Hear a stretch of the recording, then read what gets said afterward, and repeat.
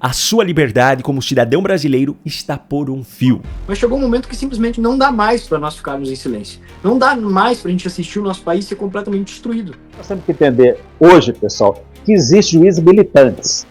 Como o bem ele forma discípulos, o mal também forma discípulos. E Alexandre de Moraes, um abusador do direito, Maurício, ele já tem discípulos no Brasil. Eu até pesquisei aqui rapidamente qual é a idade de cada um dos ministros do Supremo Tribunal Federal hoje. Lembrando que eles ficam nos seus cargos até a idade de 75 anos, que é quando ocorre a aposentadoria compulsória. Alexandre de Moraes, por exemplo, tem 56 anos ainda, então nós temos aí 19 anos em que ele permanece no poder. Cristiano Zanin tem quase 30 anos ainda. Ele tem 46 anos agora. Não é só político, não é só militante, não é só jornalista que vai ser preso. É pastor, é padre, todo mundo que vai contra o discurso que o sistema quer que seja divulgado. Já deu para perceber o quanto a situação no Brasil hoje é grave, não é mesmo? Bom, as cenas que você acabou de assistir são de uma live feita no meu canal nessa última quinta-feira, 5 de junho, com a participação do Dr. Sebastião Coelho, do Dr. Felipe Jimenez e do Maurício Costa. E nós debatemos sobre os pontos gravíssimos que estão no texto do novo Código Eleitoral, o PLP 112 de 2021, que está tramitando na CCJ do Senado. Eu peço para que você preste muita atenção na explicação a seguir, pois se esse texto for aprovado dessa forma, a sua liberdade como cidadão brasileiro nunca mais será a mesma. Aqui no artigo 2º, inciso 10, indúbio o pró-sufrágio na sanção eleitoral. Isso é o que vem sendo praticado em relação a todas as vítimas do Alexandre de Moraes no processo do dia 8 de janeiro.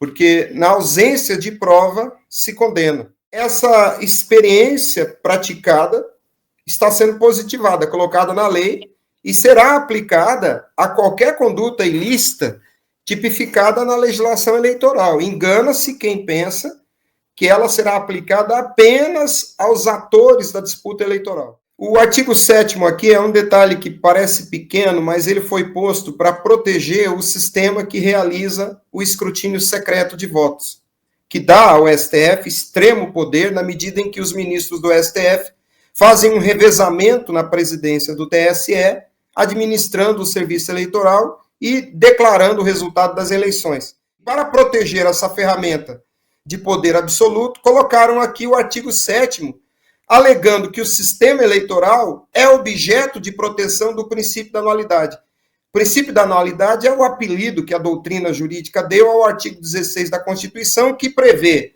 as normas aplicáveis ao processo eleitoral devem entrar em vigência um ano antes da eleição. Nessa parte aqui, Felipe, o Congresso está colocando uma autolimitação. Está dizendo, olha, eu tenho o poder de alterar, mas eu estou me impondo uma limitação temporal para fazer a alteração. E vocês vão lembrar de um fato ocorrido na eleição de 2022, o Maurício que participou da campanha vai lembrar, que entre o primeiro e o segundo turno da eleição, o TSE elaborou uma resolução de forma absurda, todos nós sabemos o objetivo daquela resolução, que foi submetida ao plenário do Supremo Tribunal Federal, e os 3 ministros que votaram, que elaboraram a resolução, foram lá votar no Supremo Tribunal Federal. Essas são as anomalias do nosso sistema. Agora, o Congresso impor uma limitação a ele próprio, está dando um grande apoio para o arbítrio já imenso do Supremo Tribunal Federal. Os 2 artigos 225 e 274, em resumo, eles mantêm o sistema puramente eletrônico, ou o sistema DRE, que é o voto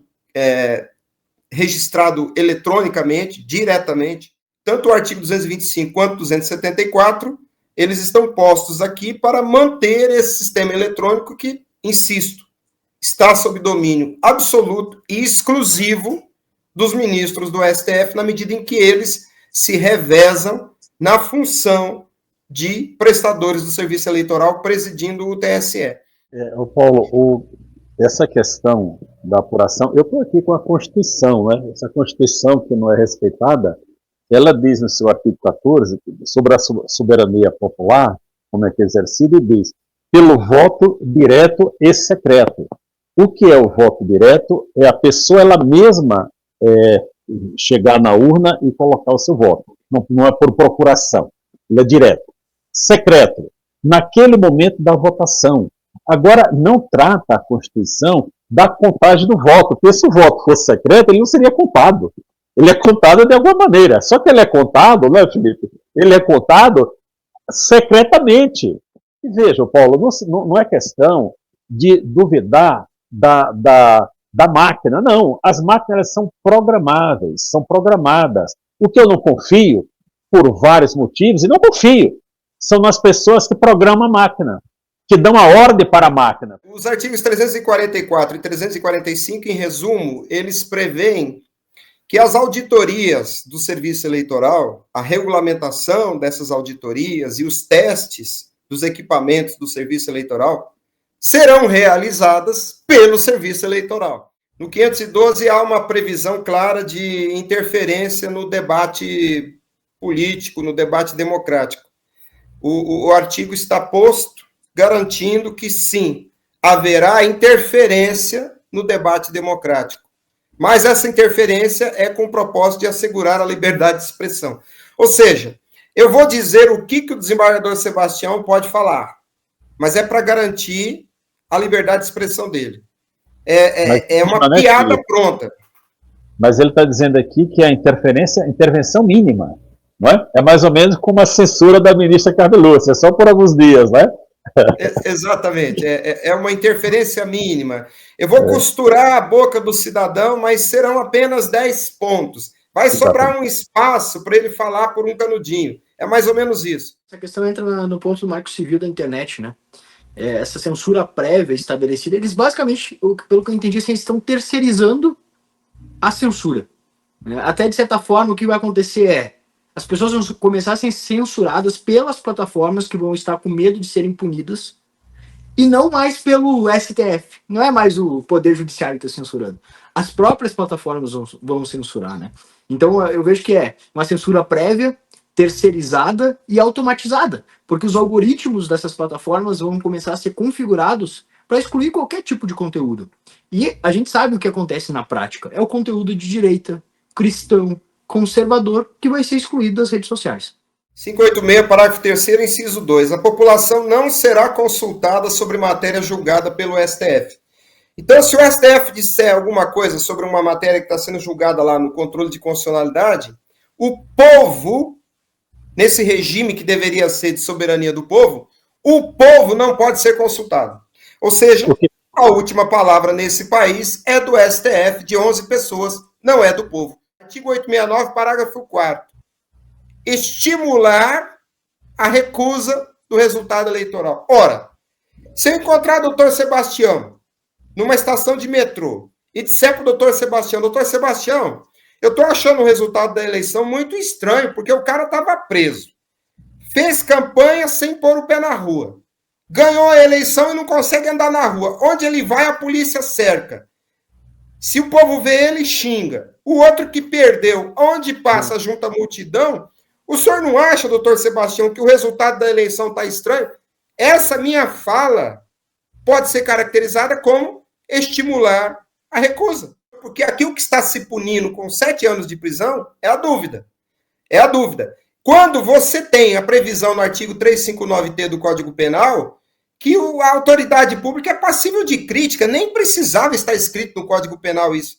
Todas as emendas que foram propostas por solicitação nossa, elas têm sido rejeitadas pelo relator Marcelo Castro. Eu gostaria muito que os patriotas lá do Piauí cobrassem o senador a respeito da atitude dele, porque ele está trabalhando como se fosse um despachante do STF. Eu vou colocar na tela os contatos separados aqui do senador Marcelo Castro. Tudo que eu estou divulgando aqui, obviamente, não tem nada de contato pessoal dele, são os contatos do gabinete. Mas é aquilo que o povo brasileiro tem acesso para que a gente possa reivindicar essas pautas, especialmente aqui, pedidos para que sejam incluídos no texto as emendas 137 e 138, do senador Espiridião Amin, e a emenda 251 do senador Magno Malta. Ele é senador pelo Piauí, então... teoricamente, as pessoas que mais têm direito de cobrar a atuação deles são os eleitores do Piauí, então pedimos encarecidamente que principalmente os cidadãos piauienses façam essas cobranças, mas os cidadãos do Brasil inteiro podem fazer também, porque tudo que ele está fazendo dentro do Senado afeta a vida da população inteira, e vale a pena enfatizar isso, é urgente, é agora ou nunca que a gente precisa fazer isso, porque depois que isso for aprovado na CCJ do Senado e for aprovado no Senado, o caminho para reverter isso é muito mais difícil do que conseguir essas alterações agora. Bom, os assuntos desse vídeo aqui ainda não acabaram, mas agora eu preciso trazer um recado da Ludmilla, que é uma parceira aqui do canal e vai falar para você sobre uma alternativa de trabalho sério para fazer uma renda extra na internet. Eu fiz mais de 50 mil reais em 3 meses, trabalhando com meu celular conectado à internet. E você aí, já se imaginou em construir um negócio online da sua casa? Ou melhor, transformar a sua realidade sendo seu próprio chefe? Porque eu mesma trabalhava no shopping e sobrevivia somente com um salário mínimo. E eu comecei do zero aqui na internet. E hoje, esse é o meu trabalho. Se você quer saber como começar do zero, mesmo que você não saiba nada sobre internet, aponte a câmera do seu celular para esse QR Code ou clica no link da descrição ou do comentário fixado para te direcionar para o meu WhatsApp. E lá eu vou te explicar o passo a passo para você começar ainda hoje. Me chama agora, te espero lá. Muito bem, agora vamos aos fatos. Eu tenho algumas imagens aqui que eu simplesmente não me perdoaria se eu deixasse elas de fora desse vídeo.